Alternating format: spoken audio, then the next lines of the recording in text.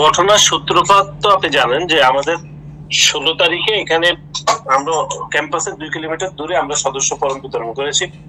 আর গতকাল সেই ঘটনার রেশে যারা বিতরণ সাথে সম্পৃক্ত ছিল, যারা আসলে এটা গ্রহণ করছে, তাদেরকে বৈষম্যবিরোধী ছাত্র আন্দোলনের যে কমিটি আছে এখানে ওমর ফারুক, তার নেতৃত্বে হামলা, মানে মিছিল করে তারা যাচ্ছে, এরা পাশে দাঁড়ানো ছিল, তারা প্রথমে হামলা করছে। এটার ভিডিও আমাদের কাছে আছে।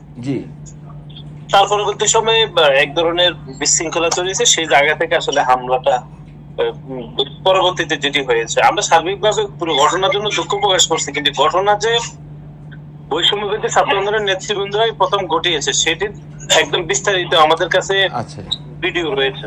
তো আপনার তার পরবর্তী সময় আপনি দেখেছেন জি ছাত্র শিবিরকে দায়ী করছেন তো আপনারা? হ্যাঁ, সাথে বৈষম্যবিরোধী এদের সাথে ছাত্র শিবির মিলে হামলায় অংশগ্রহণ করেছে।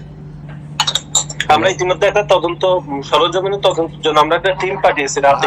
আপনাদের তো একটা টিম গেছে, 24 ঘন্টার মধ্যে রিপোর্ট দেবে, সেটা আমি জানি।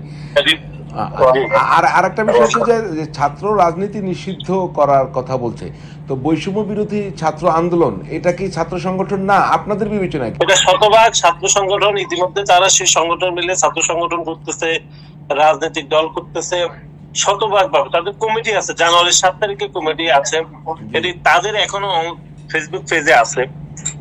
তারা নির্ধারণ করে দিচ্ছে, তারা নিজেরা রাজনীতি করছে, অথচ তারা নিজেরা নির্ধারণ করে দিচ্ছে যে ছাত্র দল করতে পারবে না। এটা কিরকম এক ধরনের প্রতারণা, রাজনৈতিক প্রতারণা অংশ বলে আমরা মনে করতেছি।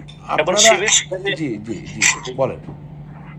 এবং শিবির সেই ঘটনার প্রত্যক্ষভাবে মদত দিচ্ছে, কারণ শিবির প্রকাশ্যে রাজনীতি করবে না। তারা কথিত সাধারণ শিক্ষার্থীর ব্যানার ইউজ করে শিক্ষার্থীদেরকে অতীত বিপদে ফেলেছে, ভবিষ্যতে বিপদে ফেলবে, তারা এই হামলায় অংশগ্রহণ করেছে। আপনার কি মনে করেন যে বৈষম্য বিরোধী ছাত্র আন্দোলনের ভেতরে এখনো শিবিরের লোকজন আছে বা সমন্বয়কদের ভিতরে? মনে করি না, আছেই তো।